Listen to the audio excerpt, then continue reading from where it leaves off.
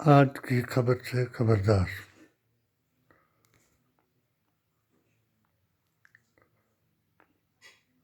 हर्ष महाजन का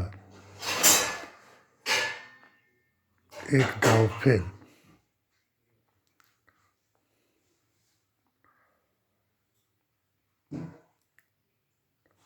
मेरी कहानी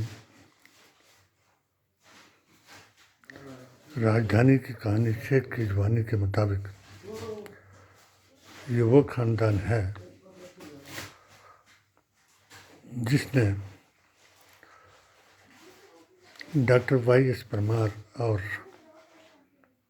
जवाहरलाल नेहरू को चंबा शहर में दाखिल नहीं होने दिया था। ये रजवाड़ाशाही को उस वक्त लूटते रहे और जिस वक्त भारत आज़ाद हुआ तो इनके पिताजी सबसे अच्छे कांग्रेसी बन गए और इनका वर्चस्व रहा। आज जो वक्त चला हुआ है वो इनके पूर्वजों का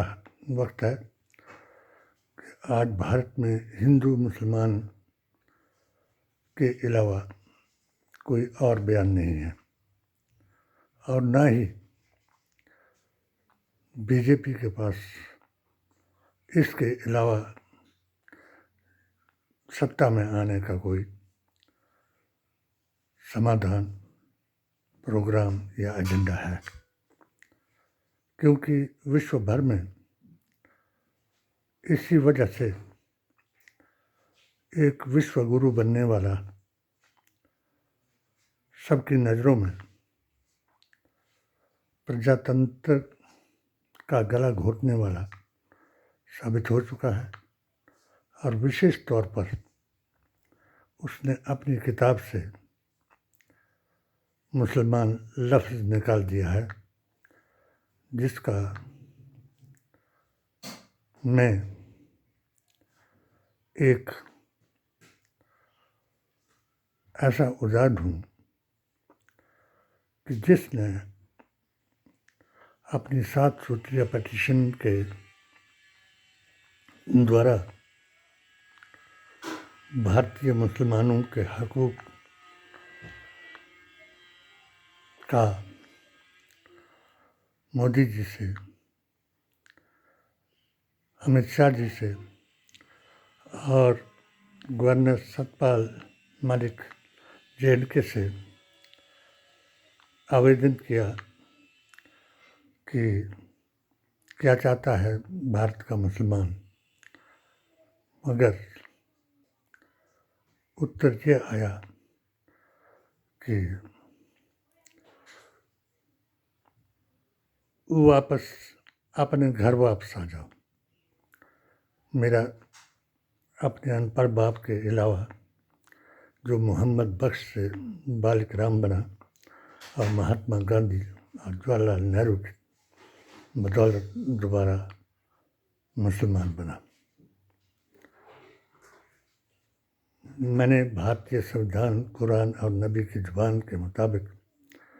फैजाबाद हाई कोर्ट 1949 के फैसले के मुताबिक जिस जमात का गठन किया वो जमात क़यामत के दिन भी नबी करीम सल्लल्लाहु अलैहि वसल्लम के साथ रहेगी और निज़ाम मुस्तफ़ा का एहतराम करती रहेगी। निज़ाम मुस्तफ़ा क्या है,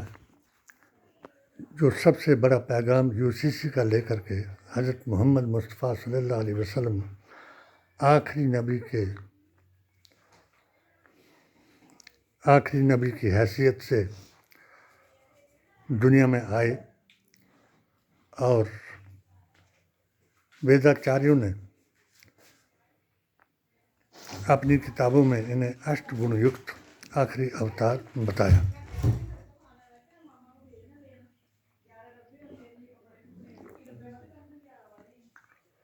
इसी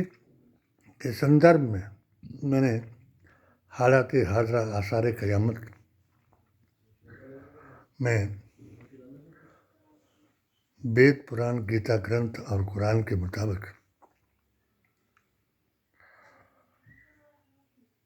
3 बातों को एक साबित करने का प्रयास किया। सबका खुदा एक, धर्म एक और डीएनए एक। और इन्होंने भगवानों को बांटा, इंसानों को बांटा और आज मुसलमानों को बांटा। और जब पीर तरीक़त वली हिंद की तौहीन हिंदुस्तान में करवाई और इन्होंने अपने साथ उस जमात को मिला लिया मोदी जी ने, और उस जमात से मेरे 16 फतवों का मुखालफत की, जो कि मोदी जी के समर्थन में मैंने जब इन्होंने कानून बनाए, बाबरी मस्जिद, 3 तलाक, मुत्ता हलाला, लव जिहाद और धर्म परिवर्तन, उसके बारे में। मगर इनका एजेंडा जो है एक सूत्रीय है। और इस शख्स ने, हर्ष महाजन ने, हमें उस वक्त भी धोखा दिया जब हमारा एक योग्य उम्मीदवार हमने दिल्ली से उसको टिकट दिलाई, यशवंत खन्ना, और इसी ने अफवाह फैलाई कि मैं इसको बीजेपी में शामिल कर रहा हूँ और इसको टिकट दिला रहा हूँ। मगर वो हंसराज की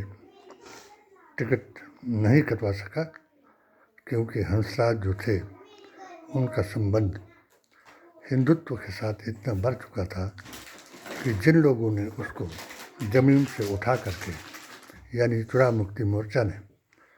उसके राजपूतों ने,